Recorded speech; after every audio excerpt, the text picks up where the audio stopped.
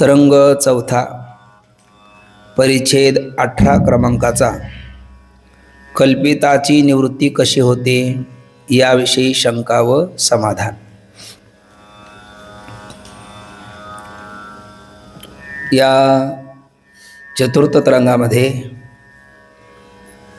असत्ख्याती, आत्मख्याती, दोन प्रकारची अन्यथा ख्याती, अख्याती, सत्ख्याती अशा 5 ख्यातिवादाचा विचार पूर्वपक्षाने अर्थात शिष्याने प्रतिपादन केला आणि सिद्धांत मते अनिर्वचनीय ख्यातीचा विचार चालू आहे. सिद्धांत मते अनिर्वचनीय ख्यातीचा विचार करत असताना मला वाटतं साधारण 8 क्रमांकाच्या परिच्छेदापासून हा अनिर्वचनीय ख्यातिवादाचा विचार चालू आहे. म्हणजे ख्यातिवादाचाच आरंभ 8व्या परिच्छेदापासून झाला. त्यामध्ये पूर्व पक्षाच्या भूमिकेमध्ये 5 ख्याती सांगून झाल्याच्या नंतर सिद्धांत पक्षामध्ये 6वी अनिर्वचनीय ख्याती सांगतात. शाब्दिक अर्थ केल्यामुळे तो चमत्कारिक वाटतो, पण तो चमत्कारिक नसून हा पारिभाषिक शब्द आहे असं सिद्धांतांनी सांगितलं. ज्याला सत म्हणता येत नाही, असत म्हणता येत नाही आणि सदसदही म्हणता येत नाही, त्याला सदसद विलक्षण अनिर्वचनीय कंसात रूपवान बादयोग्य म्हणजेच मिथ्या असा अनिर्वचनीय शब्दाचा पारिभाषिक अर्थ आहे. त्या अनिर्वचनीय ख्यातीची रीती सांगितली. त्या रीतीमध्ये बाह्य पदार्थ ज्ञानाची रीतीही सांगितली आणि सर्प आणि सर्पज्ञान हे कसे अनिर्वचनीय आहे आणि बाहेरच्या रज्जूचा परिणाम, बाहेरच्या रज्जूपै चैतन्याच्या आश्रित असणाऱ्या अविद्येच्या तमगुणाचा परिणाम सर्प आणि आतल्या अंतकरण वृत्तीपै साक्षी चैतन्याच्या आश्रित असणाऱ्या अविद्येच्या सत्वगुणाचा परिणाम सर्पाचं ज्ञान. आणि या दोन्ही गोष्टी कशा करतात तर अधिष्ठानाच्या सामान्य स्वरूपाच्या ज्ञानात आणि विशेष स्वरूपाच्या अज्ञानात युगपत उत्पत्ती आणि युगपत ज्ञानामध्ये नाश अशा पद्धतीचा अनिर्वचनीय ख्यातीचा विचार चालू असताना जो पदार्थ अविद्येचा परिणाम आणि चैतन्याचा विवर्त असतो तो पदार्थ मिथ्या असतो असा विचार 16व्या परिच्छेदामध्ये केला. 17व्या परिच्छेदामध्ये एक सिद्धांत पाहिला, जड जडाला अधिष्ठान होत नाही. तो सिद्धांत पाहत असताना सर्पाला अधिष्ठान रज्जू अशी प्रतीती आहे, सर्पज्ञानाला अधिष्ठान अंतकरण आहे अशी प्रतीती आहे. परंतु तरीही जरी प्रतीती सर्पाला अधिष्ठान रज्जू असल्याची सर्पज्ञानाला अधिष्ठान अंतकरण असल्याची असली तरी सर्पाला अधिष्ठान रज्जू किंवा सर्पज्ञानाला अधिष्ठान अंतकरण होऊ शकत नाही. का होऊ शकत नाही? कारण विचार करत नाही तोपर्यंत सर्पज्ञान जरी मिथ्या वाटलं तरी विचारांती रज्जू आणि ते रज्जूचं ज्ञान हे सुद्धा मिथ्याच आहे. रज्जू आणि अंतकरण हे सुद्धा मिथ्याच आहे आणि त्यामुळे एक मिथ्या दुसऱ्या मिथ्याला अर्थात एक जड दुसऱ्या जडाला अधिष्ठान होत नाही. म्हणून सर्पाचं अधिष्ठान रज्जू नसून रज्जू उपहित चैतन्य आहे. सर्पज्ञानाचं अधिष्ठान अंतकरण नसून अंतकरण वृत्ती उपहित चैतन्य आहे. आता या ठिकाणी पुन्हा सत्ख्यातीचा थोडासा समाचार काला त्यांनी घेतला की काही म्हणतील सर्पाचं अधिष्ठान रज्जू उपहित चैतन्य नसून रज्जू विशिष्ट चैतन्य आहे. असं रज्जू विशिष्ट चैतन्य आहे असा प्रयोग कोण करू शकतात? विशिष्ट अद्वैतवादी सत्ख्याती म्हणजेच रामानुजाचार्य. म्हणजे रामानुजाचार्याच्या मतामध्ये सगळं जगतच काय आहे? सत्य आहे आणि वेदांत मतामध्ये फक्त ब्रह्मच सत्य आहे. त्यामुळे वेदांती कोणते वादी तर केवळ अद्वैतवादी. रामानुजाचार्य कोणते वादी तर विशिष्ट अद्वैतवादी. रामानुजाचार्याचा कोणता वाद तर जगत सत्यवाद आणि भगवत पूज्यपाद आद्याचार्य शंकराचार्य महाराज यांचा कोणता वाद तर विवर्तवाद असं आपण बोललो. आणि अजातवाद हा सिद्धांत आहे. बघ रज्जू विशिष्ट चैतन्य असा जर शब्दप्रयोग करता येणार नाही. का करता येणार नाही त्याचा विचार काल आपण सविस्तर केला. त्यामध्ये आपण या 3 बोटाला 3 नावं दिली होती, विशेषण, विशेष्य आणि विशिष्ट. मग कधी कधी विशेषणाचे धर्म विशिष्टाच्या ठिकाणी दिसतात, कधी विशेष्याचे धर्म विशिष्टाच्या ठिकाणी दिसतात, कधी विशेषण आणि विशेष्य या दोघांचे धर्म विशिष्टाच्या ठिकाणी दिसतात. याकरता 3 उदाहरण आपण काल पाहिले. त्यातलं पहिलं उदाहरण पाहिलं घटाकाशाचा नाश झाला. दुसरं उदाहरण पाहिलं कुंडलवान पुरुष निद्रिस्त आहे आणि तिसरं उदाहरण पाहिलं शस्त्री युद्धात गेला. तर त्या घटाकाशाचा नाश झाला. इथे घट विशेषण आहे, आकाश विशिष्य आहे आणि घटाकाश विशिष्ट आहे. नाश कोणाचा होऊ शकतो? विशेषण असणाऱ्या घटाचा. कोणाचा होऊ शकत नाही? विशेष्य असणाऱ्या आकाशाचा होऊ शकत नाही. आणि विशिष्ट कोण आहे? तर घटाकाश आहे.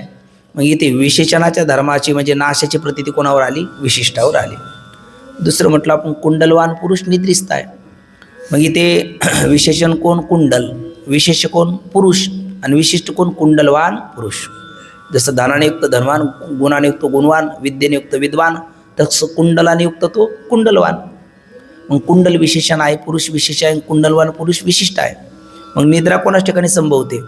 विशेष्य असणाऱ्या पुरुषाच्या ठिकाणी. कोणाच्या ठिकाणी संभवत नाही? विशेषण असणाऱ्या जड कुंडला ठिकाणी संभवत नाही. पण प्रयोग काय केला? कुंडलवान पुरुष निद्रिस्त आहे. या दुसऱ्या वाक्यामध्ये विशेषाच्या धर्माची प्रतीती विशिष्टावर आली. आणि तिसरं वाक्य म्हटलं आपण शस्त्री युद्धात गेला. आपण काल म्हणलो ज्याच्या हातात शास्त्र असतं त्याला शास्त्री म्हणतात, आणि ज्याच्या हातात शस्त्र असतं त्याला शस्त्री म्हणतात. मग शस्त्र ज्याच्या हातात आहे तो शस्त्री म्हणजे शस्त्र झाला विशेषण, ज्याच्या हातात आहे तो पुरुष झाला विशेष्य, आणि शस्त्राने युक्त पुरुष म्हणजे शस्त्री तो झाला विशिष्ट. युद्धात जाणं कोणाला घडतं? दोघांनाही घडतं. भले विशेषणाची क्रिया कोणावर अवलंबून आहे? विशेषावर अवलंबून आहे. पण विशेष असणारा योद्धा शस्त्र हातात घेऊन गेला नाही तर रणंगण कसं करू शकेल? म्हणून जाण्याची क्रिया दोघालाही घडली, विशेषण विशेषाला, आणि दोघांच्या धर्माची प्रतीती कोणावर आली? विशिष्टावर आली. त्याचप्रमाणे आपण कोणाचा फरक पाहिला काल? उपाधी आणि विशेषण. आपल्या धर्मासहित वर्तमान जे विशेष्याचं ज्ञान करून देतं त्याला विशेषण असं म्हणतात. त्याचं उदाहरण पाहिलं काळा घोडा. काळा विशेषण, घोडा विशिष्य, काळा घोडा विशिष्ट. काळा रंग आपल्या धर्मासह वर्तमान विशेष असणाऱ्या घोड्याचं ज्ञान करून देतो, वेगळा राहून ज्ञान करून देत नाही. आणि उपाधी तिला म्हणतात आपण वेगळं राहून जी उपहिताचं ज्ञान करून देते त्याला उपाधी असं म्हणतात. त्याच्यामध्ये कर्ण शेषकुली आपण म्हटलो हे असेल तर काय? घटाकाश. हे असेल तर मटाकाश. बाहेरचं असेल तर महाकाश. आणि ही पोकळी याला म्हणतो आपण श्रोत्र आहे ना, श्रवण इंद्रिय. मग या कर्णाच्या पाळीने या श्रोत्राचं आत काय करून दिलं आपल्याला? श्रोत्र रूपाने आतल्या असणाऱ्या पोकळीचं श्रवण इंद्रिय रूपाने ज्ञान करून दिलं. म्हणजे अन्य ही पोकळी म्हणजे घटाकाशाची, मटाकाशाची, महाकाशाची पासून वेगळं करून दाखवलं. पण आपल्या धर्मासहित ज्ञान करून दिलं का? आपण वेगळं राहून ज्ञान करून दिलं. आपण वेगळं राहून ज्ञान करून दिलं म्हणून ती उपाधी झाली. आणि मग आपण म्हटलो अज्ञानी, ज्ञानी आणि जीवनमुक्त. मग अज्ञानाचं अंतकरण विशेषण असतं, ज्ञानाचं अंतकरण उपाधी असतं, आणि जीवनमुक्ताचं अंतकरण उपलक्षण असतं. असा एक आपण विचार केला. मग ज्ञानी आणि अज्ञानी यावरून ठरलं जातं. खरं तर चैतन्याचं अंतकरण हे उपाधी आहे का, विशेषण आहे का, उपलक्षण आहे? काहीच नाही. कारण ते स्वमयमने प्रतिष्ठित. परंतु या उपाधी विशेषणाशिवाय ते कळत नाही म्हणून हा शब्दप्रयोग केलेला आहे. मग तसं विशेषण आपल्या धर्मासहितच ज्ञान करून देतं. मग अधिष्ठान कोण आहे? विशेष असणारं चैतन्य आहे. अधिष्ठान कोण नाही? विशेषण असणारं अंतकरण नाही आहे ना. आणि इथे विशेष्य कोण आहे? रज्जू उपहित चैतन्य. विशेषण कोण आहे? रज्जू. आणि विशिष्ट कोण? रज्जू उपहित चैतन्य. पण रज्जू उपहित चैतन्य शब्द प्रयोग करण्याऐवजी रज्जू विशिष्ट चैतन्य असा जर शब्द प्रयोग केला तर विशेष असणाऱ्या चैतन्याच्या ठिकाणी जे अधिष्ठानत्व आहे ते धर्म कोणावर येईल? मग विशेषणावर येईल. पण विशेषण असणारा रज्जू हा जड असल्यामुळे अधिष्ठानत्व त्याच्या ठिकाणी कधी संभवनीयच नाही. म्हणून विशिष्ट शब्द प्रयोग करता येणार नाही असं रामानुजाचार्यांना म्हणजे सत्ख्यातीवाद्याला, विशिष्ट अद्वैतवाद्याला, केवळ अद्वैती म्हणजेच विवर्तवादी भगवान शंकराचार्य बोललेत. असा काल आपण थोडासा त्याचा समारोप घेतला. आणि मग तूर्त 17व्या परिच्छेदामध्ये कोणता सिद्धांत प्रतिपादन केला? जडाला अधिष्ठान होत नाही. बरोबर. आता साधारण 3 सिद्धांत आपल्याला डोळ्यासमोर ठेवायचे असं आपण बोललो. एक 17व्या परिच्छेदामध्ये सांगितलेला जडाला अधिष्ठान होत नाही. बरोबर. दुसरा 17व्या परिच्छेदाच्या शेवटच्या 2 ओळी काल आपण वाचल्या, पुन्हा वाचतो. 17व्या परिच्छेदातल्या शेवटच्या 2 ओळी. आता जसे रज्जूच्या विशेष स्वरूपाच्या अज्ञानाने सर्प व त्याचे ज्ञान उत्पन्न होते तसेच रज्जूच्या विशेष स्वरूपाच्या ज्ञानाने सर्प आणि त्याचे ज्ञान काय होते? निवृत्त होते. याने कोणता सिद्धांत सिद्ध होतो? जे ज्याच्या अज्ञानाने भासतं ते त्याच्याच ज्ञानाने निवृत्त होतं. ठीक ना. म्हणजे 17व्या परिच्छेदात त्या ठळक अक्षरामध्ये एका कल्पित पदार्थ दुसऱ्या कल्पित पदार्थास अधिष्ठान होत नाही, म्हणजेच जडाला अधिष्ठान होत नाही हा सिद्धांत तिथे आला. बरोबर. आणि आता ह्या 2 पंक्ती ज्या आपण वाचल्या त्यामध्ये काय सिद्ध झालं? जे ज्याच्या अज्ञानाने भासतं ते त्याच्या ज्ञानाने निवृत्त होतं. हा दुसरा सिद्धांत. आणि तिसरा 18व्या परिच्छेदातली ठळक पंक्ती काय? अधिष्ठानाच्या ज्ञानाने कल्पिताची निवृत्ती होते. हा तिसरा सिद्धांत. म्हणजे अधिष्ठान ज्ञानाने कल्पिताची काय होते? निवृत्ती होते. असे किती सिद्धांत झाले? 3. चला पहिला बोला. वा, जड जडाला अधिष्ठान होत नाही. दुसरा, जे ज्याच्या अज्ञानाने भासतं ते त्याच्या ज्ञानाने निवृत्त होतं. आणि तिसरा, अधिष्ठान ज्ञानाने कल्पिताची निवृत्ती होते. ठीक ना? असं बोलले. आता असं बोलल्याच्या नंतर पहिला आणि शेवटचा सोडा आणि मधला सिद्धांत घ्या. पहिला सिद्धांत बाजूला ठेवा. कोणता? जड जडाला अधिष्ठान होत नाही. आणि शेवटचा थोडासा बाजूला ठेवा. अधिष्ठान ज्ञानाने कल्पिताची निवृत्ती होते, आहे ना? आणि मधला घ्या. कोणता? जे ज्याच्या अज्ञानाने भासतं ते त्याच्या ज्ञानाने निवृत्त होतं. आता इकडे बघा. ही कोण? रज्जू. या रज्जूच्या अज्ञानाने कोण भासला? सर्प. आणि मग काल आपण शेवटी बोललो, रज्जूवरी भासाला सर्प थोर, केला वाद्याचा गजर, अथर्वा मंत्राचा उच्चार सर्प अनुमात्र ढळला. मोठा मंत्राचा उच्चार केला, मोठे मोठे वाद्य वाजवले, सर्प जाईल का? जाणार नाही. वास्तव व्यवहारात असता तर बिळात निघून गेला असता, काट्या कोपट्यात तो निघून गेला असता. पण हा भासलेला असल्यामुळे त्याच्या निवृत्ती कशाने होते? तर अधिष्ठान ज्ञानानेच होते. कारण जे ज्याच्या अज्ञानाने भासतं ते त्याच्या ज्ञानाने निवृत्त होतं. म्हणून रज्जूच्या अज्ञानाने भासलेला सर्प कोणाच्या ज्ञानाने निवृत्त होतो? रज्जूच्या ज्ञानाने निवृत्त होतो. म्हणजे रज्जूच्या अज्ञानामुळे प्रतीतीला आलं कोण? बाहेर सर्प आणि इकडे सर्पाचं ज्ञान. मग रज्जूच्या विशेष स्वरूपाच्या अज्ञानाने प्रतीतीला आलं सर्प ज्ञान. ते रज्जूच्या विशेष स्वरूपाच्या ज्ञानाने काय होतं? निवृत्त होतं. असा काय झाला? सिद्धांत. पण हा सिद्धांत बोलला का लगेच पूर्वपक्ष म्हणतो असं तुम्हाला बोलता येणार नाही. का बोलता येणार नाही? तिसरा सिद्धांत बाधित होतो. कोणता? वा, अधिष्ठान ज्ञानाने कल्पिताची निवृत्ती होते. हा सिद्धांत बाधित होतो. त्याला विचारलं कसा बाधित होतो? तर तो म्हणतो आत्ताच आपलं ठरलं, हे चैतन्य, यावर असणारी ही रज्जू आणि या रज्जूवर भासलेला हा सर्प. ठीक ना? हे कोण? चैतन्य. त्याच्या आश्रयाने राहणारी ही रज्जू आणि त्यावर हे सर्प. चैतन्य, रज्जू आणि हा सर्प. मग या सर्पाला अधिष्ठान कोण नाही? रज्जू नाही. कोण आहे? चैतन्य आहे. बरं, प्रतीती कोण असल्याची आहे? रज्जू असल्याची आहे. तरी तुम्ही म्हणता रज्जू अधिष्ठान नाही. कोण आहे? रज्जू पैते चैतन्य आहे. विचारलं का? तुम्ही लगेच सिद्धांत सांगितलं. पहिला, जड जडाला अधिष्ठान होत नाही. म्हणून जरी रज्जू सर्पाला अधिष्ठान वाटली तरी ती अधिष्ठान होऊ शकत नाही, कारण ती जड आहे. मग ती अधिष्ठान होईल कशी? कोण अधिष्ठान आहे? रज्जू पै चैतन्य. मग आता तुमचे 2 सिद्धांत झालेत आताच. हा जड जडाला अधिष्ठान होत नाही, यामुळे कोण अधिष्ठान नाही सर्पाला? रज्जू नाही. कोण आहे? रज्जू पै चैतन्य. ठीक आहे, आम्ही मान्य करतो. पण आता तुम्ही काय म्हणला खाली दुसरा सिद्धांतात? जे ज्याच्या अज्ञानाने भासतं ते त्याच्या ज्ञानाने निवृत्त होतं. जे म्हणजे सर्प. ज्याच्या म्हणजे रज्जूच्या अज्ञानाने निवृत्त प्रतीतीला आला, भासला, आहे ना? तो रज्जूच्याच विशेष स्वरूपाच्या ज्ञानाने सर्प ज्ञान निवृत्त होतं. पण असं तुम्हाला म्हणता येणार नाही. का म्हणता येणार नाही? असं म्हणलं तर तुमचा तिसरा सिद्धांत खंडित होतो. अधिष्ठान ज्ञानाने कल्पिताची निवृत्ती होते हा सिद्धांत तुमचा खंडित होतो. कारण का? सर्पाला अधिष्ठान कोण नाही? रज्जू नाही. कोण आहे? रज्जू पै चैतन्य. मग सर्प निवृत्त कोणाच्या ज्ञानाने झाला पाहिजे? रज्जू पै चैतन्याच्या झाला पाहिजे, न की रज्जूच्या. कारण रज्जूच्या ज्ञानाने निवृत्त होतं म्हटलं तर हा सिद्धांत तुमचा राहील. कोणता? जे ज्याच्या अज्ञानाने भासतं ते त्याच्या ज्ञानाने निवृत्त होतं हा सिद्धांत तुमचा राहील. पण कोणता सिद्धांत बाधित होईल? अधिष्ठान ज्ञानाने कल्पिताची निवृत्ती होते हा सिद्धांत बाधित होईल. कारण अधिष्ठान कोण नाही? रज्जू नाही. कोण आहे? रज्जू पै चैतन्य. मग कोणाच्या ज्ञानाने सर्प निवृत्त झाला पाहिजे? रज्जू पै तर चैतन्याच्या ज्ञानाने निवृत्त झाला पाहिजे. कोणाच्या नाही? रज्जूचं नाही. बरं, असं म्हणलं तुम्ही म्हणले ठीक आहे. असं जर म्हणले तर पुन्हा मग म्हणजे रज्जू पै चैतन्याच्या ज्ञानाने सर्प निवृत्त होतो असं जर म्हणले तर मग अधिष्ठान ज्ञानाने कल्पिताची निवृत्ती होती हा सिद्धांत बाधित होत नाही. पण मग पहिला बाधित होतो. म्हणजे दुसरा, जे ज्याच्या अज्ञान भासतं ते त्याच्या ज्ञानाने निवृत्त होतं.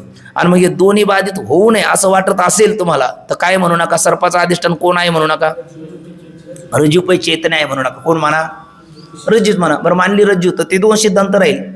पण मग हा बाधित होईल. पहिला कोणता? जड जडाला अधिष्ठान होत नाही तो बाधित होईल. म्हणजे त्याला म्हणायचं का कोणीकडून जा, आता तुम्हाला आम्ही बरोबर सापडलेलाच आहे ना? तुम्ही कसंही करा तुमचा पक्ष काही सिद्ध होत नाही. कोणता ना कोणत्या तरी सिद्धांताला तुमच्या काय होतो? इकडे असं दोघं पण बाद होतो. तुम्ही पण उठा इकडे असं समोर, म्हणजे मग मला असं इकडे बघावं लागणार नाही. ठीक ना? कोण बघा किती सिद्धांत आहे तुमचे? बोला आता. जे पहिले आहेत आपण बोला. पहिला कोणता?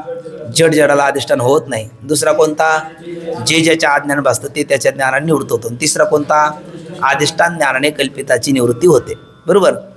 आता अधिष्ठान ज्ञानाने कल्पिताची निवृत्ती होते, पण कोण अधिष्ठान नाही? रज्जू अधिष्ठान नाही. कोणाचं? सर्पाचं. का? जड जडाला अधिष्ठान होत नाही म्हणून. मग कोण मानावं लागतं अधिष्ठान? रज्जू आणि सर्पाचं दोघांचं अधिष्ठान रज्जूपैत चैतन्य. आणि मग लगेच तुम्ही म्हणता काय? जे ज्याच्या आज्ञाने बसतं, जे सर्प ज्याच्या रज्जूच्या आज्ञाने बसतो, तो सर्प त्याच्या रज्जूच्याच ज्ञानाने निवृत्त होतो असं तुम्ही बोलता. पण असं म्हणता येणार नाही, कारण असं म्हणलं तर तिसरा सिद्धांत बाधित होतो. अधिष्ठान ज्ञानाने कल्पिताची निवृत्ती होते. मग तुम्हाला म्हटलं पाहिजे कोणाच्या ज्ञानाने? रज्जूच्या ज्ञानाने म्हणू नका, रज्जूपैत चैतन्याच्या म्हणा. पण हे म्हणलं तर जे ज्याच्या आज्ञाने तो गेला. बरं, तो ठेवायला गेले तर हा गेला. आणि हे दोन्ही ठेवण्याकरता तुम्ही पहिला सिद्धांत मोडीत काढला. कोणता? जड जडाला अधिष्ठान होत नाही हा सिद्धांत तुम्ही जर मोडीत काढला तर मग तुम्हाला मग म्हणता येईल, मग काय होईल? जे ज्याच्या आज्ञाने म्हणजे रज्जूचं अधिष्ठान म्हणा, त्याच्या ज्ञानाने कोण निवृत्त झाला? सर्प निवृत्त झाला. आणि अधिष्ठान ज्ञानाने कल्पिताची निवृत्ती होती. आई सिद्धांताला बाद नाही, पण एक सिद्धांत तरी मोडीत निघतो. कोणता? पहिला, जड जडाला अधिष्ठान होत नाही. मग जड रज्जू जड सर्पाला अधिष्ठान झाली असं तरी मानावं लागेल. म्हणजे याला काय म्हणायचं? उभय तपाश रज्जू. काय म्हणायचं? उभय तपाश रज्जू. इकडे जाव तर विहीर आणि तिकडे जाव तर आड. म्हणजे तुमच्या आता बाबाही गेल्या आणि दशम्याही गेल्या, ठेलेही गेले, तुपही गेले, हाती आले दुपटणे. कारण कुठला ना कुठला तरी सिद्धांत तीनपैकी तुम्हाला एक माघारी घ्यावाच लागतो. एक तर पहिला घेतला पाहिजे, जड जडाला अधिष्ठान होत नाही. हा नाही घ्यायचा तर मग दुसरा तरी घेतला पाहिजे, जे ज्याच्या आज्ञाने भासतं ते त्याच्या ज्ञानाने निवृत्त होतं. आणि हा नाही घ्यायचा तर मग तिसरा तरी घ्यावाच लागतो. अधिष्ठान ज्ञानाने कल्पिताची निवृत्ती होते. तीनपैकी कोणता सिद्धांत माघार घेता? बोला.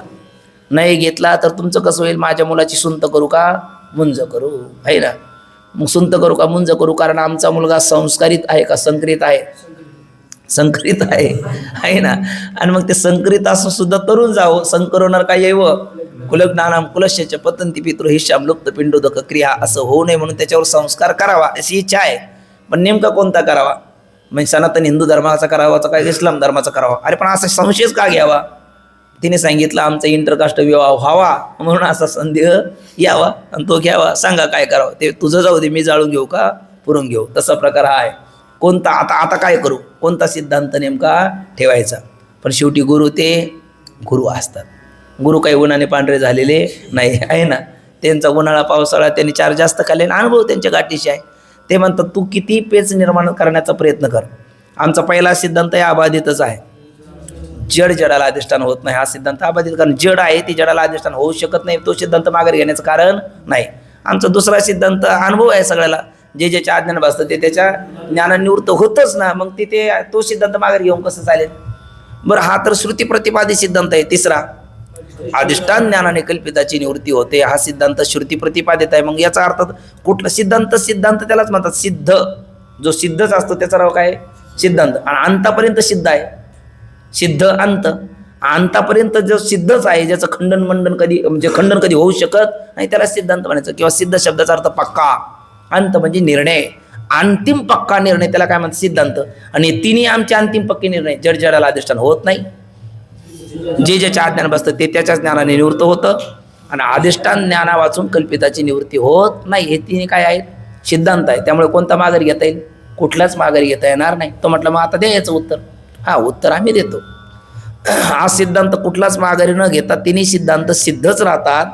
आणि तरीसुद्धा आम्हाला ह्या तिन्ही सिद्धांताची सिद्धी होऊन उभय तपाश रज्जू नावाचा दोष येत नाही. म्हणजे त्याने उष्ट्र लकुटिका न्यायाचा प्रयोग केला. कोणी? पूर्व पक्षाने. उष्ट्र लकुटिका न्याय काल आपण बोललो. उष्ट्र म्हणजे उंट, लकुटिका म्हणजे काठी. राजस्थान प्रांतामध्ये दळणवळणाची सुविधा करता काय वापरतात? उंट वापरतात. आणि एखादा उंट थकला भागला शिनला चालत नसेल मग काय करतात? त्याच्यावरचेच लाकूड घ्यायचं, त्याला 2 ठोके द्यायचे आणि चला पुढे. तसं याने काय केलं? आपले सिद्धांत घेतले. त्याला काय सिद्धांताशी घेणं देणं आहे का फारसं काय? पण त्याला कोणती ख्याती अजून डोक्यात आहे? सत्ख्याती डोक्यात आहे. मग या तिन्हीपैकी काय करा? एक तर जड जडाला अधिष्ठान, या तिन्हीपैकी कुठला तरी माघारी घ्या, नाही तर मग कोणती ख्याती माना? सत्ख्याती माना. पण गुरुदेव म्हणतात आम्ही सत्ख्याती मानत नाही आणि याच्यातला कुठलाच सिद्धांत आमचा बाधित होत नाही. तूर्त पहिला सिद्धांत बाधित होत नाही असं सांगतात. आपलं हे क्षमा करा.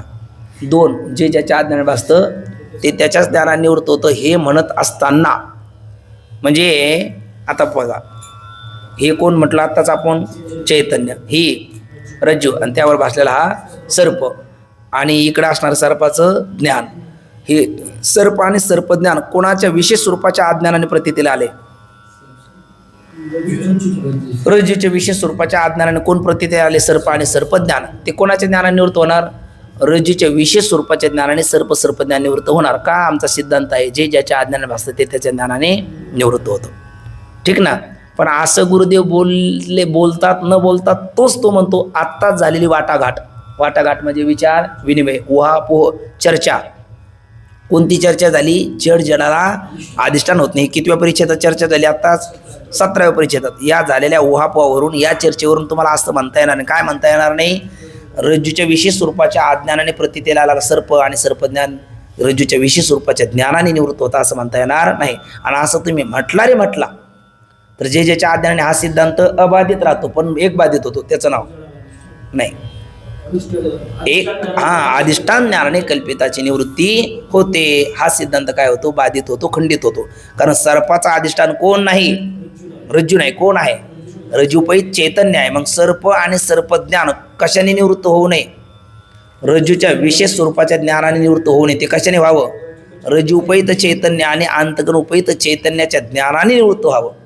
आणि असं झालं तरच तुमचा सिद्धांत अबाधित राहतो. अधिष्ठान ज्ञानाने कल्पिताची निवृत्ती होती हा सिद्धांत तरच तुमचा अबाधित राहतो. नाहीतर तो काय होईल? बाधित होईल, खंडित होईल. असं कोण बोलतो? शिष्य बोलतो. आणि असं तुम्हाला म्हणता आलं असतं कधी? तुम्ही पहिला सिद्धांत प्रतिपादन केला नसता तर. कोणता? जड जलाला अधिष्ठान होत नाही हे जर तुम्ही म्हटलं नसता तर मग बरोबर झालं असतं. कारण सर्पाला अधिष्ठान कोण? रज्जू. सर्पाला अधिष्ठान कोण? रज्जू. आणि रज्जूच्या विशेष स्वरूपाच्या अज्ञानाने प्रतीतीला आला सर्प आणि सर्पज्ञान. आणि त्या रज्जूच्या विशेष स्वरूपाच्या ज्ञानाने तो निवृत्त झाला. मग असं म्हणलं असतं तर जे ज्याच्या अज्ञानाने भासतं हाही सिद्धांत अबाधित राहिला असता. आणि अधिष्ठान ज्ञानाने कल्पिताची निवृत्ती होती हाही सिद्धांत अबाधित राहिला असता. कारण सर्पाला अधिष्ठान कोण आहे? रज्जू आहे. पण असं तुम्ही आत्ता सिद्ध होऊ दिलं नाही. उलट आम्ही म्हटलो होतो तुम्हाला तुमच्या भल्याकरता सर्पाला अधिष्ठान कोण प्रतीती आहे? रज्जू. म्हणून काय म्हणावं? रज्जूच म्हणावं. सर्पज्ञानाला अधिष्ठान कोण प्रतीती आहे? अंतकरण. काय म्हणावं? अंतकरण. तुम्ही म्हणता अरे बाबा प्रतीती जरी असली तर तुम्ही उदाहरण दिलं कशाचं? काय बरं? कालचं उदाहरण गोपी. तिच्या मातीवर काय तयार केलेलं गोपी, तिच्या कडेवर बाळ, डोक्यावर घडा. आणि आम्ही म्हटलो तुम्हाला मातीला गोपीला आधार कोण म्हणा? माती. पण घड्याला आणि बाळाला आधार कोण म्हटलं पाहिजे? गोपी. पण तुम्ही म्हणता नाही गोपी, तिघाला आधार माती. लगे तुम्ही ती सिद्ध करून दिलं की नाही? तसं तुम्ही इथे म्हटला जरी आम्हाला वाटलं होतं रज्जूला अधिष्ठान कोण?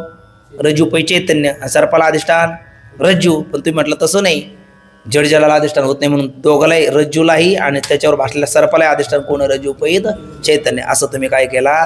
बोलला. आणि हेच आता तुमचंच घोडं तुमच्याच गळ्यात आहे ना. तुमचा ज्याचा हात मोडेल त्याच्या गळ्यात पडेल. तसं तुमचा सिद्धांत आता तुमच्याच गळ्यात. कोणता न्याय वापरला त्याने उष्टलं कुठे का नाही.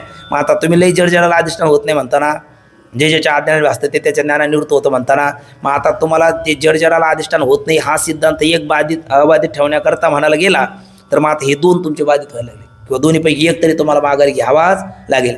एक तर तुम्हाला जडजडाला अधिष्ठान होत नाही हा माघारी घ्या. तो घेत नसेल तर मग जे ज्याच्या अज्ञान भासतं ते त्याच्या ज्ञानाने निवृत्त होतं हे तरी म्हणू नका. आणि हे म्हणायचं असेल तर मग अधिष्ठान ज्ञानाने कल्पिताची निवृत्ती होते हा सिद्धांत तुमचा बाधित होतो. याची वाट काय? याची संगती काय? असा कोण बोलतो? हा शिष्य. ठीक ना? शंका तर लक्षात आली ना आपल्या.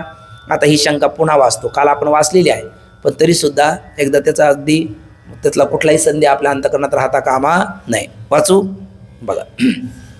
परिच्छेद 18 तरंग 4 कल्पिताची निवृत्ती कशी होते याविषयी शंका व समाधान. शिष्य म्हणतो अहो गुरुदेव आत्ताच झालेल्या वाट्याघाटीवरून म्हणजे विचार विनिमय, उहापोह किंवा चर्चा 17व्या अध्यायामध्ये आपल्या 17व्या परिच्छेदामध्ये झालेली चर्चा. आणि त्या चर्चेअंती काय निष्कर्ष निघाला? नाही, त्याच्या अगोदरचा निष्कर्ष ठळक अक्षरात जडजडाला अधिष्ठान होत नाही हा निष्कर्ष त्यातून काढला. आणि शेवटी काय सिद्धांत प्रतिपादन केला? जे ज्याच्या अज्ञान भासतं ते त्याच्या ज्ञानाने निवृत्त होतं. पण असं तुम्हाला आता बोलता येणार नाही. का? कारण जडजडाला अधिष्ठान होत नाही असं तुम्ही चर्चेमध्ये सिद्ध केलेलं आहे. आणि असं म्हणूनही तुम्ही म्हणायला गेला तर अधिष्ठान ज्ञानाने कल्पिताची निवृत्ती होते हा सिद्धांत काय होईल? बाधित होईल. ठीक ना? हे 3 गोष्टी फक्त लक्षात ठेवायच्या कारण त्याच्या भोवतीची सगळं चर्चा आहे. बघा आताच झालेल्या वाटाघाटीवरून रज्जूच्या विशेष ज्ञानाने मिथ्या सर्प आणि त्या सर्पाचे ज्ञान निवृत्त होते असे म्हणता येईल काय? म्हणता येणार नाही. तर का म्हणता येणार नाही? कारण सांगतो. कारण अधिष्ठानाच्या ज्ञानाने कल्पिताची निवृत्ती होते असा तुमचा सिद्धांत आहे, माझा नाही. पण तुम्हाला कदाचित आठवत नसेल तर मी तुम्हाला आठवण करून देतो. अधिष्ठान ज्ञानाने कल्पिताची निवृत्ती होते असा वेदांत शास्त्राचा काय आहे, सिद्धांत आहे. सिद्धांत म्हणजे पक्का अंतिम निर्णय, आत्ताच म्हटलं आपण. किंवा जो सिद्धच असतो त्याला म्हणतात सिद्धांत. किंवा वादी प्रतिवादी निर्णितो अंत अवसानम हे शांती सिद्धांत. पूर्व पक्ष उत्तर पक्ष दोघांनी श्रुतियुक्ती अनुभूतीच्या कसोटीवर घासून काढलेला अंतिम निर्णय ज्याच्यामध्ये स्वतः परता उत्थान नाही त्याला काय म्हणतात सिद्धांत. आणि सिद्धांत आहे वेदांत शास्त्राचा. कोणाच्या कशाच्या ज्ञानाने काय निवृत्त होतं, अधिष्ठान ज्ञानाने कल्पिताची निवृत्ती होते. मग अधिष्ठान कोण नाही, रज्जू नाही सर्पाचं. कोण आहे, रज्जू पै चैतन्य. म्हणून कोणाच्या ज्ञानाने सर्प निवृत्त होता का म्हणे, रज्जूच्या ज्ञानाने निवृत्त होता का म्हणे. कोणाच्या ज्ञानाने झाला पाहिजे, रज्जू पै चैतन्याच्या. तुम्ही बोलायला लागला कोणाच्या, रज्जूच्या. हे काय तुमचं बोलणं आहे का, हे बोलणं तुम्हाला म्हणता आलं असतं कधी 17व्या परिच्छेदामध्ये तुम्ही काय सिद्ध केलं नसतं तर जड जडाला अधिष्ठान होत नाही असं सिद्ध केलं नसतं तर हे बोलणं तुमचं उचित ठरलं असतं. पण त्यावेळेला तुम्ही आमचं ऐकलं नाही ना, आता आम्ही तुमचं ऐकत नाही. बोला आता काय करता. असा कोण बोलतो, हा शिष्य. अधिष्ठानाच्या ज्ञानाने कल्पिताची निवृत्ती होते असा वेदांत शास्त्राचा सिद्धांत आहे. आणि कल्पित सर्पास रज्जूपै चैतन्य आणि त्याच्या ज्ञानास साक्षी चैतन्य म्हणजे त्याच्या म्हणजे रज्जू सर्पाला अधिष्ठान कोण, रज्जूपैत चैतन्य. कोण नाही, रज्जू नाही. सर्पज्ञानाला अधिष्ठान साक्षी चैतन्य म्हणजे अंतकरण उपहित साक्षी चैतन्य. कोण नाही, अंतकरण नाही. असे मोठ्या आग्रहाने आम्ही सांगत होतो प्रतीती आहे, पण तुम्ही मला प्रतीतीला काय घेऊन बसला. जसं नसतं तसं नसतं, कारण जड जडाला अधिष्ठान होत नसतं असं तुम्ही आम्हाला मोठ्या आग्रहाने प्रतिपादन. आणि ते आता म्हणजे मागे 4-5 दिवस झाले असं नाही, आत्ता अगदी मागच्याच परिच्छेदामध्ये तुम्ही ही गोष्ट सांगितलेली आहे.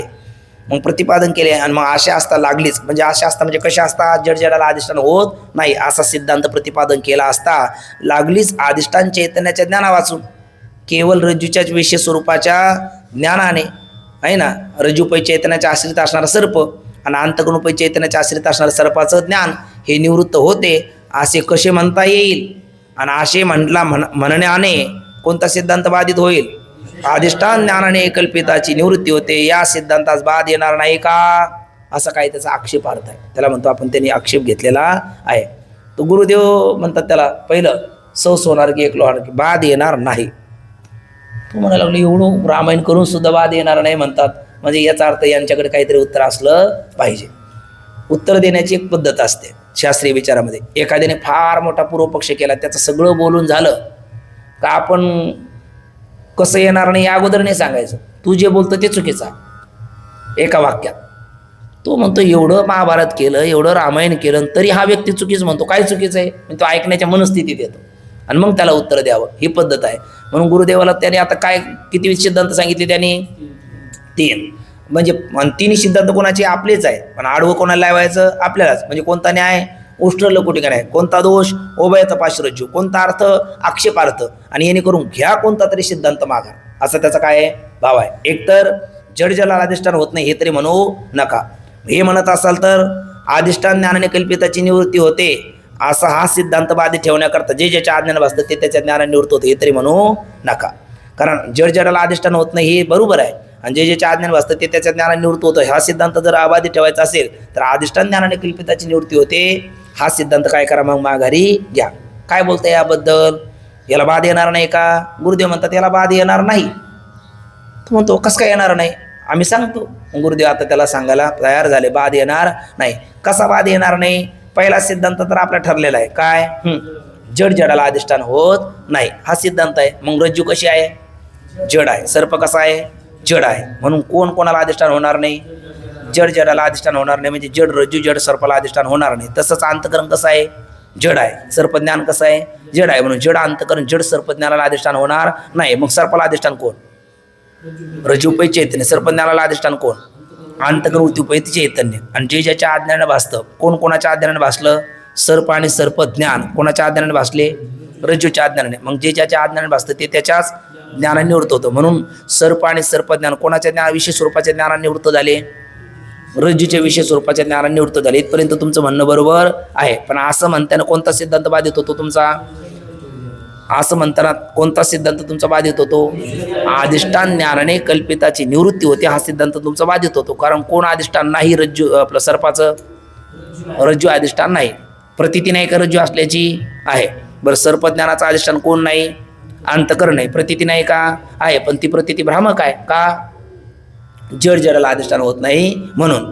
पण मग आता ठीक आहे, पहिले दोन सिद्धांत करतात, तिसरा सिद्धांत बाधित होतो, याची वाट काय? याची संगती काय? तर गुरुदेव म्हणतात बाध होणार नाही. तू म्हटला कसा होणार नाही? गुरुदेव म्हणतात हे बघ, साधा व्यवहार आहे की घटाचं ज्ञान असताना मृत्तिकेचं ज्ञान नाही का? एक गट गटच म्हणत राहिला, किती गट म्हणू दे है ना, गट गट गट गट असा पट पट म्हणत राहिला तरी गट म्हणताना मृत्तिका नाही, मृत्तिकेचं ज्ञान नाही का? कशाहून आहे? मृत्तिकेचाच घट होतो म्हणून आहे. अलंकार अलंकार अलंकार म्हणत असताना कोणाचं ज्ञान नाही? कोणाचं ज्ञान नाही असं नाही. सुवर्णाचं ज्ञान नाही असं नाही. का बरं? कारण सोन्याचंच काय बनलेलं आहे? अलंकार. सोने सोनेपणा उणे न येताचे झाले लेणे, तेवी जग धरणे. काय काय बोला बोला ना. तेवी तीनपणे मी, तेवी तीनपणे विन जाणीची त्रिपुटी असे का? बरोबर. आपण हे तर सिद्धांत काय घ्या, सोने सोनेपणा उणे न येताचे झाले लेणे. सोन्याच्या सोनेपणात काय उणे होती? लेणं होताना, अलंकार होताना काही उणे होत नाही. म्हणजे सोनं सोनं, बरं जाऊ द्या, सोन्याचा अलंकार म्हणतो ना आपण. वक्ता काय बोलला? सोन्याचा काय अलंकार? आम्ही अलंकार केले. कशाचे? बँटिक्सीचे नाही. कशाचे अलंकार केले? सोन्याचे अलंकार केले. मग सोन्याचे अलंकार म्हणताना त्याला सोन्याचं ज्ञान नाही का? नाही तर सोन्याचा अलंकार असा शब्द प्रयोग केला असता का? म्हणजे सोन्याचा अलंकार म्हणताना अलंकाराच्या ज्ञानाच्या वेळेला कोणाचं ज्ञान आहे? नाही तर मग तो सोनं बाजूला काढायला अलंकार दाखवता येतो का? नाही. म्हणजे अलंकाराच्या ज्ञानाच्या वेळेला जसं अलंकाराचा अधिष्ठान म्हणजे अलंकाराचा आश्रय कोणाचं ज्ञान असतं? सोन्याचं ज्ञान असतं. तसं रज्जूच्या ज्ञानाच्या वेळेला कोणाचं ज्ञान असतं? रज्जू उपहित चैतन्याचं ज्ञान असतं. कारण रज्जू उपहित चैतन्याचं ज्ञान झाल्याशिवाय कोणाचं ज्ञान होऊ शकत नाही? रज्जूचं ज्ञानच होऊ शकत नाही. कसं? मागे आपल्याला पाहिलं आहे. आता हे कोण? रज्जू उपहित चैतन्य. बोलायचं बरं का, पाहायचं आणि बोलायचं. हे कोण? रज्जू. आणि रज्जूचं विषय हे इथलं असणारं अज्ञान, रज्जूचं विषय स्वरूपाचं अज्ञान. हे अज्ञान खरं रज्जूच्या ठिकाणी का रज्जू उपहित चैतन्याच्या ठिकाणी? अजून विचार करून बघा. रज्जूच्या ठिकाणी का रज्जू उपहित चैतन्याच्या ठिकाणी? रज्जू म्हणजेच अज्ञान आणि अज्ञान म्हणजे अज्ञान. अज्ञानाला अज्ञान. मुख्याचं तोंड बांधावं लागतं का बोलक्याचं? बोलक्याचं तोंड बांधावं लागतं. इथे रज्जूमुखी का चैतन्यमुख? रज्जूमुख आहे. मग तिच्या ठिकाणी काय आवृत्त करायचं? ती पहिलीच आवृत्त आहे, तिला काय आवृत्त करायचं? मग ती चैतन्य आवरण कोणाच ठिकाणी खरं? असं करा म्हणजे सोपं पडेल. अजून चैतन्याच ठिकाणी. जरी वाटलं आपल्याला रज्जूच ठिकाणी तर ते कोणाच ठिकाणी आहे? चैतन्याच ठिकाणी आहे. कोणाच ठिकाणी नाही? रज्जूच ठिकाणी नाही. मग ते रज्जू हे म्हणजे चैतन्याच ठिकाणचं अज्ञान दूर गेल्याशिवाय रज्जूच तरी ज्ञान होईल का? हे अज्ञान कोणाच ठिकाणी मुळात जरी वाटलं आपल्याला तरी कोणाच ठिकाणी? ते चैतन्य ठिकाणी.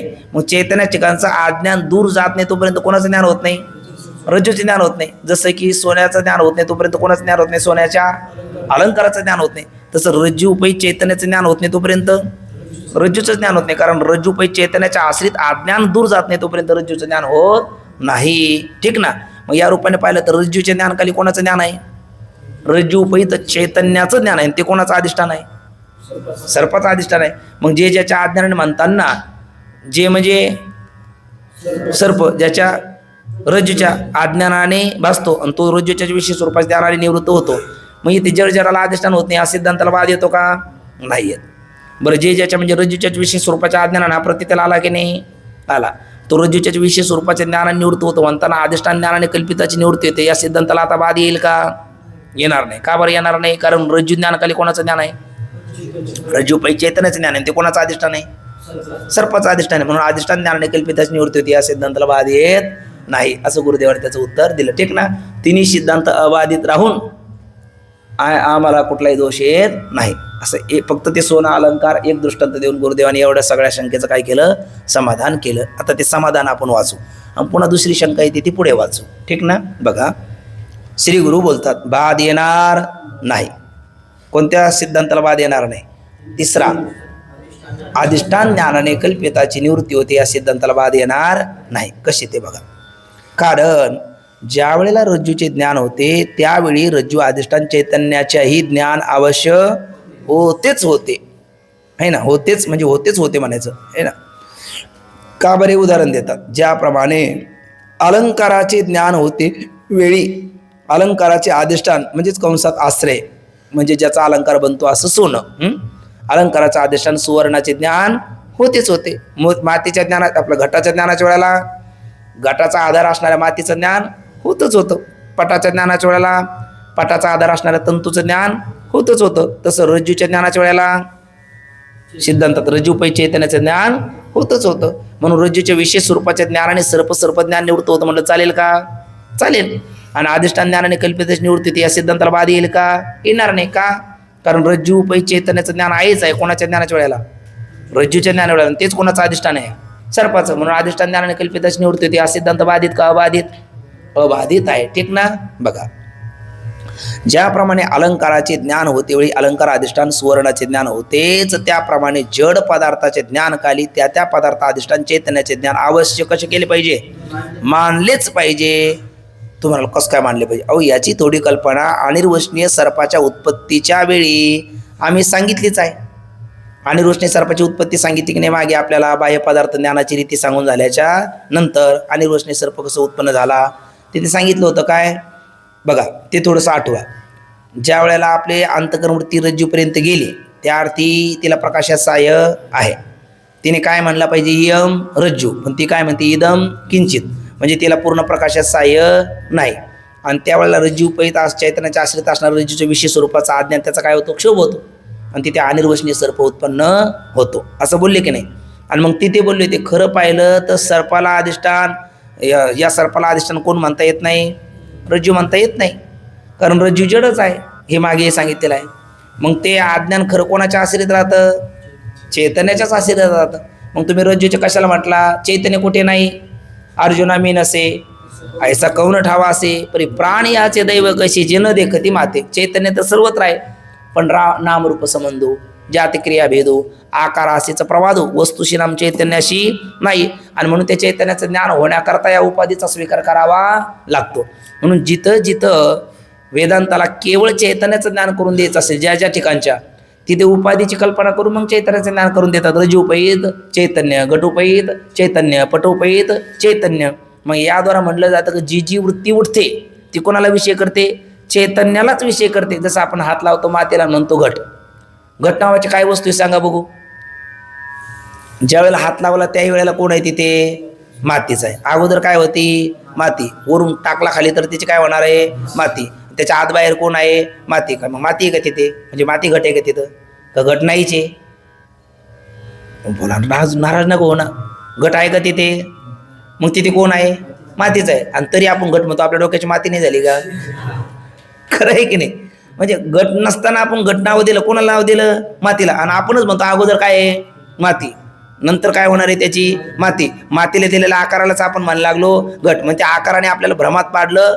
आहे ती माती नाकारायला लागलो आणि मातीला दिलेला आकार त्याला घट म्हणायला लागलो. आपल्या वेडेपणा नाही का? आपलं वेडेपणा नाही का? तसं हे अगोदर कोण आहे? चैतन्य. नंतर उर्वरित सगळ्याचा बाद केल्याच्या नंतर खाली कोण राहतं? चैतन्य. आणि चैतन्याच्या ठिकाणी घटरूपी आकार ही जगतरूपी आकार प्रतीतील येतो जो आधी नाही अंती नाही मध्ये जरी दिसला तरी नाहीच आहे. आणि तरी आपण जगत म्हणतो. आपल्या डोक्याची काय झाली? आणि ती माती होऊ नये याच्याकरताच एवढा हा गोटा ठेवाय. बरोबर की नाही? मग वस्तुस्थिती तशी नाही का? म्हणजे ही गोष्ट मागे सांगितलेली आपल्याला. म्हणजे खरं अधिष्ठान कोण आहे? तिथे चैतन्यच आहे.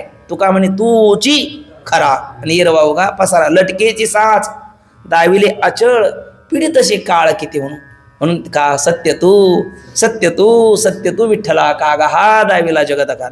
पुढे काय म्हणतात? हेच आहे ना लटकेची साच, त्याच्यातलंच वचन आहे ना.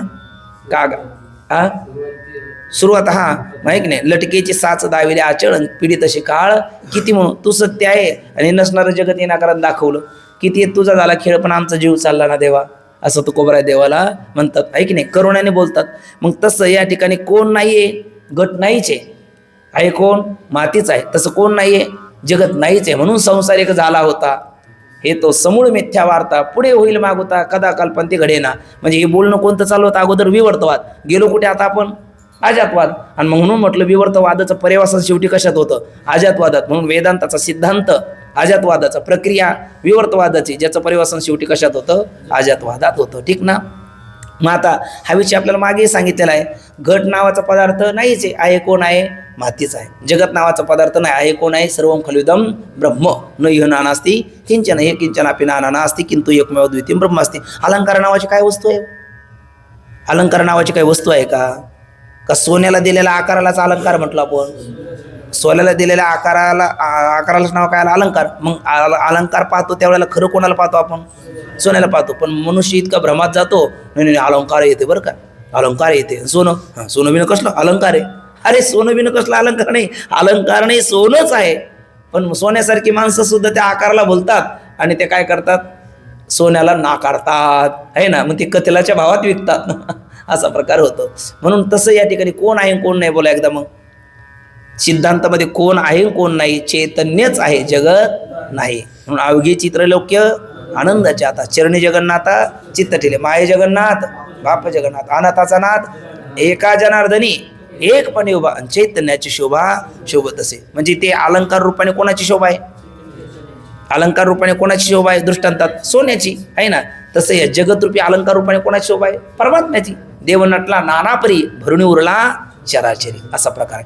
किती नाग मुदी कंकण त्रिलिंगी भेदले खून घेता तरी सुवर्णचे घ्यायचे की.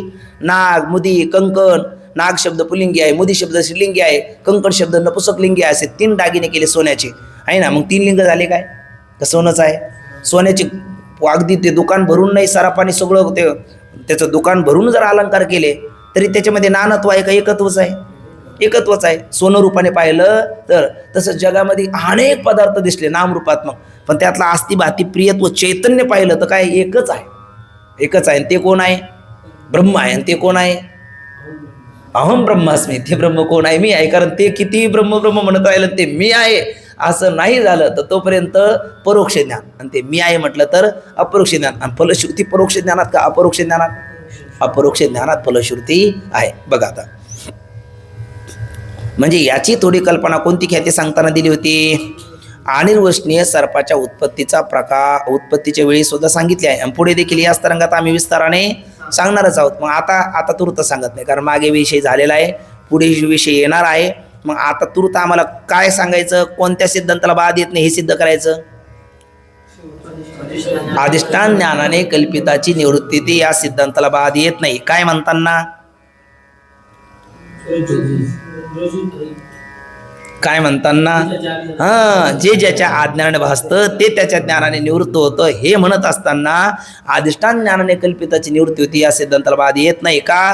कारण कोणाचं ज्ञान असताना कोणाचं ज्ञान आहेच आहे. रज्जूचं ज्ञान काली रज्जू पै चैतन्याचं ज्ञान आहेच आहे. ते रज्जू पै चैतन्य अधिष्ठान आहे कोणाचं? सर्पाचं. म्हणून कोणत्या काय होत नाही? अधिष्ठान ज्ञानाने कल्पिताची निवृत्ती होती या सिद्धांताला बाध येत नाही. म्हणजे ज्याच्या आज्ञाने भासतं ते त्याच्या ज्ञानाने निवृत्त होती याही सिद्धांताला बाध येत नाही. ठीक ना? कारण कशाप्रमाणे जसं व्यवहारात कोणाचं ज्ञान आहे म्हणजे कोणाच्या ज्ञानाखाली कोणाचं ज्ञान आहेच आहे. अलंकाराच्या ज्ञानकाळी अलंकार अधिष्ठान सोन्याचं ज्ञान आहेच आहे. तसं रज्जूच्या ज्ञानकाली रज्जू पै चैतन्याचं ज्ञान आहेच आहे. ठीक ना? बघा आता पदार्थ ज्ञानाच्या प्रकारात जड पदार्थाचे ज्ञान कोणाकडून होते? अंतःकरण वृत्तीकडून होते. आपण पाहिलं ना बाह्य पदार्थ ज्ञानाची रीतीमध्ये किती आवरण असतात पदार्थावर? 2 आवरण असतात. एक अज्ञानाचं आवरण, दुसरं अंधकाराचं आवरण. अंधकाराचं आवरण का मानावं लागतं? निबिड अंधकारात एखादी वस्तू असूनही दिसत नाही म्हणून अयम तमास म्हणते वृत्ती. त्यामुळे एक अंधकाराचं आवरण मानावं लागतं. ते कोण घालवतं? प्रकाश घालवतो. दुसरं आवरण कोणाचं मानावं लागतं? अज्ञानाचं मानावं लागतं. कारण कधी कधी अंतःकरण वृत्तीचा इंद्रियाच्या द्वारा विषयाशी संबंध होऊन सुद्धा, आपलं क्षमा करा, इंद्रियाचा विषयाशी संयोग संबंध होऊन सुद्धा वृत्ती जर तिथे नसेल तर त्याचं ज्ञान होत नाही. उदाहरण द्या. बरोबर आहे. बुद्धिबळाचा खेळ, बुद्धिबळाच्या खेळामध्ये ज्याची वृत्ती निमग्न झालेली आहे त्याच्या नेत्र इंद्रियाचा पुत्रमित्राशी संबंध होऊन सुद्धा ज्ञान होत नाही. म्हणून तिथे दुसरं आवरण आपल्याला अज्ञानाचं मानावं लागतं. आणि असे 2 आवरण दोघांच्या द्वारा दूर होतात. मग त्यातला अंधकाराचं आवरण कोणाच्या द्वारा? प्रकाशाच्या द्वारा. अज्ञानाचं आवरण वृत्तीच्या द्वारा. आणि मग अशा अनावृत्त झालेल्या पदार्थाचं ज्ञान कोण करून देतो? वृत्तीस्थ छेदाभास. वृत्तीस्थ छेदाभास त्या पदार्थाचं ज्ञान करून देतो. असं मागे आपल्याला बाह्य पदार्थ ज्ञानाच्या रीतीत गेलेलं आहे. तेच बोलतात बघा. पदार्थ ज्ञानाच्या प्रकारात जड पदार्थाचे ज्ञान करून जड पदार्थाचे ज्ञान अंतःकरण वृत्तीकडून होते. अंतःकरण वृत्तीकडून होते म्हणजे वृत्तीने अज्ञानाचं आवरण भंग केलं ना तर वृत्तीस्थ छेदाभास त्या पदार्थाचं ज्ञान करून देतो असं त्याचा अर्थ मनात घ्यायचा. अंतकरण वृत्तीकडून होते. त्यावेळी वृत्तीचे काम फक्त पदार्थावरील कशाचे आवरण दूर करायचे? अज्ञानाचे आवरण दूर करण्याचे असते. म्हणजे वृत्तीचं काम काय? अज्ञान आवरण भंगारता वृत्ती, अज्ञानाचं आवरण भंग करणं एवढंच वृत्तीचं काय असतं? काम असतं. ते पदार्थाचं ज्ञान करून देण्याचं हे वृत्तीचं काम नाही. डॉक्टर बाबा एक गोष्ट देतात, सांगत असतात, आपण सगळ्यांनी ऐकलेली आहे कदाचित. एकांचं भांडण झालं, कोर्टापर्यंत भांडण गेलं. मग ही जमीन कोणाच्या नावाची आहे असा निर्णय कोर्टाने देणार. मग एक इंजिनियरला सांगितलं ही जमीन किती बाय कितीची आहे, जरा ते बांधकाम कितीचं आहे, किती फुटाचं आहे तेवढं सांगा आम्हाला. मग त्याने लिहिलं सदरील बांधकाम इतके बाय इतकं असल्यामुळे ती इतकं स्क्वेअर फूट आहे आणि ते आमक्याचे मालकीचं आहे. ते इंजिनियरला सांगितलं ते आमक्याच्या मालकीचं ठरवणारा तू नाहीस, फक्त ते किती बाय किती आहे तेवढं तू सांग. ते कोणाच्या मालकीचे ते ठरवणारं कोण ठरवेल? कोर्ट ठरवेल. तसं वृत्तीचं काम फक्त आहे काय? अज्ञानाचं आवरण भंग करायचं. तो पदार्थ कोणता आहे तिने नाही ठरवायचं, ते ठरवणारा कोणी? वृत्तीस्थ चिदाभास. ठीक ना? बघा, पण मग ही बोलतात म्हणजे ते आपल्या डोक्यात ते गृहीतच आहे अशा अर्थाने ते पंक्ती दिलेली आहे. ते म्हणतात पदार्थ ज्ञानाच्या प्रकारात जड पदार्थाचे ज्ञान अंतकरण वृत्तीकडून होते. त्यावेळी वृत्तीचे काम फक्त पदार्थावरील अज्ञानाचे आवरण दूर करण्याचे असते. वृत्तीचं काम काय? अज्ञानाचं आवरण काय करावं? दूर करावं. अज्ञान किंवा त्या अज्ञानाने केलेले आवरण तर कोणाच्या आश्रित? जड पदार्थ आश्रित नसून. का बरं जड पदार्थ आश्रित? त्या अज्ञानकृत आवरण नसतं. 3 सिद्धांतापैकी कोणता सिद्धांत बाधित होईल? बरोबर आहे, जड जडाला अधिष्ठान होत नाही. कारण अज्ञान कसं? जड, आणि त्याने ज्या पदार्थाला आवृत्त केलं ती जड, आणि जड जडाला अधिष्ठान होणार नाही. म्हणून अज्ञान कोणाच्या आश्रित नाही? जड पदार्थाच्या आश्रित नाही. मग जड पदार्थ उपहित जे चैतन्य आहे त्याच्या आश्रित अज्ञान आहे. ठीक ना? बघा, अज्ञान किंवा त्याने केलेले आवरण तर जड पदार्थ आश्रित नसून जडाधिष्ठान. जे जो जड पदार्थ आहे खालचा ते म्हणजे जड अज्ञान. हे बघा, हे अज्ञान आणि हे कोण? रज्जू, जड. मग हे अज्ञान कोणाच्या आश्रित नाही असं करून दाखवलं आपण. कोणाच्या आश्रित नाही अज्ञान? जड रज्जूच्या आश्रित नाही, तर रज्जू उपहित चैतन्याच्या आश्रित आहे. कोण? रज्जू पण आणि अज्ञान पण. आणि अज्ञान कार्य तिसरा बोलायचं झाला येणारा पुढं तो सर्प पण आहे ना. हा सर्प, हे अज्ञान, ही रज्जू आणि हे चैतन्य. आणि मग अधिष्ठान कोण? रज्जू उपहित चैतन्य. कोणाचं? रज्जू, ते अज्ञान आणि अज्ञान कार्य सर्प. या सगळ्याचं अधिष्ठान कोण आहे? चैतन्यच. पण नाही, पण आम्हाला वाटलं रज्जूला अधिष्ठान चैतन्य आणि अज्ञानाला अधिष्ठान रज्जू आणि त्या सर्पाला अधिष्ठान अज्ञान. पण असं नाही. का? जड जडाला अधिष्ठान होत नाही म्हणून. आणि तिने काय? जड आहे, मग ते अधिष्ठान होईल कसे? म्हणून हे अज्ञान कोणाच्या आश्रित नाही? जड रज्जूच्या आश्रित नाही. कोणाच्या आहे? रज्जू उपहित चैतन्याच्या आश्रित आहे. ठीक ना? तेच बोलतात. बघा, हे पंक्ती पुन्हा पहा.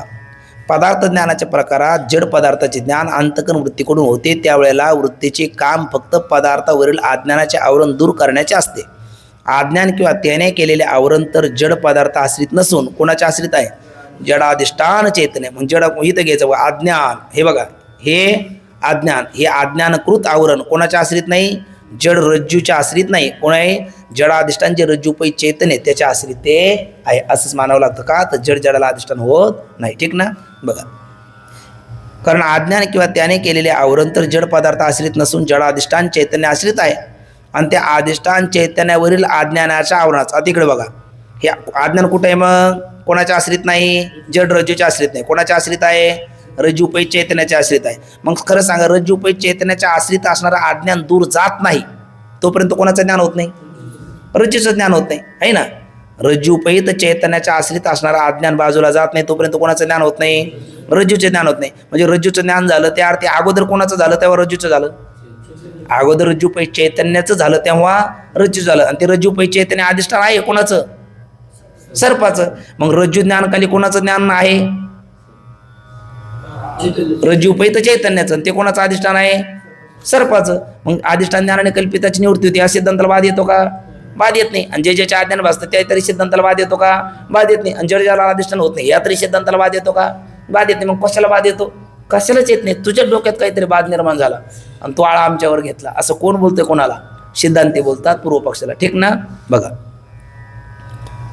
त्या अधिष्ठान चैतन्यावरील अज्ञानाच्या आवरणाचा नाश झाल्याशिवाय रज्जवादी जड पदार्थाचे ज्ञान होणे शक्यच नाही. म्हणून ज्या वेळेला रज्जूचे ज्ञान होते ना त्यावेळेला रज्जू अधिष्ठान चैतन्याचे ज्ञान होतेच होते.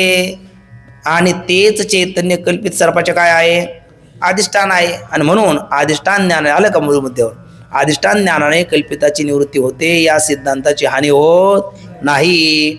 आणि रज्जू ज्ञानाने कल्पित सर्प व त्याच्या ज्ञानाची निवृत्ती होते असे म्हणण्याला सुद्धा काही हरकत नाही.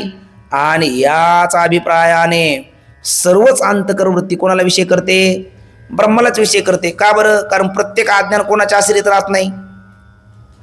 बोला ना, प्रत्येक अज्ञानाचं आवरण कोणाच्या आश्रित राहत नाही, जड पदार्थाच्या आश्रित राहत नाही. म्हणजे जे जे अज्ञान राहतं ते कोणाच्या आश्रित राहतं, चैतन्याच्या. म्हणजे कुठल्याही पदार्थाचं ज्ञान होताना अगोदर कुठलं आवरण दूर गेलं तर त्या पदार्थाचं ज्ञान होईल, चैतन्याचं. म्हणजे चैतन्यावरचं आवरण दूर केलं तरच त्या पदार्थाचं ज्ञान होईल, अन्यथा होणार नाही. मग वृत्ती पहिले, आता हे अज्ञान दूर केल्याच्या नंतरच रज्जू ज्ञान झालं. म्हणजे चैतन्य रज्जू पहिले चैतन्यावरचं अज्ञान दूर सारल्याशिवाय कोणाचं ज्ञान होत नाही, रज्जू ज्ञान होते. असं प्रत्येक पदार्थाच्या बाबतीत आहे की नाही? असं प्रत्येक पदार्थाच्या बाबतीत आहे. म्हणजे प्रत्येक पदार्थाचं जे अज्ञानाचं आवरण कोणाच्या आश्रित राहतं, तत्पदार्थ उपहित चैतन्याच्या, कोणाच्या नाही, त्या जड पदार्थाच्या. का? जड जडाला अधिष्ठान होत नाही. मग प्रत्येक वृत्ती कुठल्याही पदार्थाला जाणते त्यावेळेला ती अगोदर कोणाला जाणते, पदार्थ उपहित चैतन्याला, नंतरच पदार्थाला. म्हणून उठणारी प्रत्येक वृत्ती कोणाला विषय करते, ब्रह्मालाच. जसं आपण म्हटलो वृत्ती घटाला विषय करते का घटाचं कारण मातीला विषय करते अगोदर, घटाचं कारण मातीला विषय केलं तर घट कळेल, मातीने कळले तर काय घट कळेल का? बरोबर की नाही? मातीने कळले तर घट कळणार नाही. मग मातीला विषय करते तेव्हा ती घटाला विषय करते, सोन्याला विषय करते तेव्हा ती अलंकाराला विषय करते, तसं ब्रह्माला विषय करते तेव्हा जगताला विषय करते. म्हणून प्रत्येक उठणारी वृत्ती कोणाला पाहते, ब्रह्मालाच पाहते. आणि तरी आपण म्हणतो जगत आहे ब्रह्म नाही, आहे ना. हे काय झालं, हा आपल्याला काय झालेला आहे, भ्रम झालाय. म्हणजे आपण जसं हात लावतो मातीला म्हणतो घट, पण घट नावाची वस्तू आहे नाही. हात पाहतो सोन्याला म्हणतो अलंकार, अलंकार नावाची वस्तू आहे नाही. तसं पाहतो ब्रह्माला म्हणतो जगत, जगत नावाची वस्तू आहे नाही. मग कोण आहे, ब्रह्म आहे. आणि मग तुम्ही समोर बसलेलं कोण आहे, ब्रह्म आहे. आणि सांगतं ते कोण आहे, ब्रह्म आहे. ज्याच्याद्वारा सांगतं कोण आहे, ब्रह्म आहे. ब्रह्माशिवाय काय आहे, काहीच नाही. मग कोण आहे, सर्व खलु एकदम ब्रह्म. ब्रह्म अतिरिक्त काय आहे, काहीच नाही. वाटतं तो काय, भ्रम आहे. वाटतं तो काय, भ्रम आहे. आणि आहे ते काय, ब्रह्म आहे. आणि वाटतं तो भ्रम आहे. मग वाटतं तो भ्रम वाटू नये, आहे ते ब्रह्म वाटावं, याच्याकरताच हा भ्रमच आहे. हा सुद्धा भ्रम आहे. पण हा कोणता भ्रम आहे, तेवढं जर बोलला तर जीव वळून टाकावं तुमच्यावर. हा कोणता भ्रम आहे, हाही भ्रमच आहे ना. जे विचार सागरला येत नाही तेही भ्रमतच आहे ना. आपण विचार सागराच्या एवढ्या ओटाठ्याव करतो, आपणही भ्रमतच आहे. पण हा कोणता भ्रम आहे, तोही भ्रम आहे, हाही भ्रम आहे. संसार करणंही भ्रम आहे, परमार्थ करणंही भ्रम आहे. पण कोणता भ्रम आहे, आता मी बोललो तुम्ही रामकृष्ण हे तर माहीतच होतं. हा संवादी भ्रम आहे. कोणता भ्रम आहे, हा संवादी भ्रम आहे. आणि तो विसंवादी भ्रम आहे. संवादी भ्रम म्हणजे दीपप्रभा मणिभ्रांती विसंवादी भ्रम उच्यते. मणिप्रभा मणिभ्रांती संवादी भ्रम उच्यते. पंचदशीमध्ये श्लोक आहे. दिव्याच्या प्रभेवर रत्नाचा भ्रम होणं हा विसंवादी भ्रम आहे. प्रभा म्हणजे प्रकाश कोणाचा आहे. आता इकडं समजा एक दिवा आहे, इकडं रत्न आहे, आणि हे रत्न असं काहीतरी कचपणा ते झाकलेलं, आणि हा दिवा सुद्धा असा कशाच तरी झाकलेला आहे. पण त्याचे प्रकाश किरण फाकलेत आणि तिकून येणाऱ्याला दोघाला दिसले. इकडे कोणाचे प्रकाश किरण आहेत, रत्नाचे प्रकाश किरण आहे, आणि इकडे दिव्याचे प्रकाश किरण आहे. पण त्या किरणालाच दोघांनी काय समजलं, रत्न समजलं. आणि मग एक किरणाकडे रत्न म्हणून धावला, म्हणजे हिऱ्याच्या प्रकाशाची जी किरण आहे त्याच्याकडे रत्न म्हणून धावला, आणि दुसरा दीपाच्या प्रकाशाची जी किरण आहे त्याच्याकडे रत्न म्हणून धावला. जवळ गेल्याच्या नंतर कळालं अरे हे तर प्रकाश आहे, हे काय नाही, रत्न नाही. पण हा म्हणला प्रकाश जरी असला तर कशाचा प्रकाश आहे बघू. असं करत करत बाजूला अय राम, त्याला काय भेटलं, खरं रत्न भेटलं त्याला, आहे की नाही. मग हा संवादी भ्रम ठरला. कारण जरी अगोदर भ्रमातच होता, पण तो नेमका प्रकाश कशाच्या शोधारी गेला तर खरं रत्न भेटलं ना, म्हणून त्याला काय झाला, संवादी भ्रम म्हणायचं. आणि एखादला म्हणू लागला हे रत्न तर नाही, प्रकाश आहे, कशाचा आहे. थोडंसं बाजूला करायला गेला, आई ग, चटका बसला ना त्याला, तो वर पडला. मग त्याला कोणता भ्रम झाला, विसंवादी भ्रम झाला. मग हाही भ्रम आहे, हाही भ्रम आहे. तसं आपण विचार सागराचं चिंतन करतो. आपल्याला हे लोक म्हणतात काही वेळे ओवसले टाळ कारण म्हणून डोक्याला खोराक करत, आहे की ना. त्यांच्या दृष्टीने आपण भ्रमिष्ठ, आपल्या दृष्टीने ते भ्रमिष्ठ. पण खरे भ्रमिष्ठ कोण, ते. आपण भ्रमिष्ठ नाही, कारण आपल्याला खरं रत्न भेटणार आहे. कारण ब्रह्मतत्वाची प्राप्ती होणार आहे, म्हणजे नित्य प्राप्तच आहे, आपल्या लक्षात येणार आहे. म्हणजे आपला भ्रम जाणार. त्यांचा भ्रम वाढणार का जाणार, वाढणार. बिचाऱ्यांनी वाढायला पाहिजे पण ते घटायला लागले, त्यांना भ्रम वाढवायचा आहे, आता काय करणार, आपला नावेलाज आहे. बघा हे कुठपर्यंत आलो आपण. जड पदार्थ आश्रित नसून जड अधिष्ठान चैतन्य आश्रित आहे. कोण? अज्ञान. आणि त्या अधिष्ठान चैतन्यावरील अज्ञानाचा आवरणाचा नाश झाल्याशिवाय रज्जवादी जड पदार्थाचे काय होत नाही, ज्ञान होणं शक्यच नाही. म्हणून ज्या वेळेला रज्जूचे ज्ञान होते त्यावेळेला रज्जू अधिष्ठान चैतन्याचे ज्ञान हे होतेच होते. आणि ते चैतन्य कल्पित सर्पास काय आहे? अधिष्ठान आहे. म्हणून अधिष्ठान ज्ञानाने कल्पिताची निवृत्ती होते. या सिद्धांताची हानी होते का? होत नाही. आणि रज्जू ज्ञानानेच कल्पित सर्प व त्याचे ज्ञानाची निवृत्ती होते असे म्हणण्याला काही हरकत आहे का? असे म्हणण्याला काही हरकत नाही. म्हणजे दोन सिद्धांत काय झाले आमचे? अबाधित आहे. आणि याच अभिप्रायाने सर्वच अंतःकरण वृत्ती कोणाला विषय करते?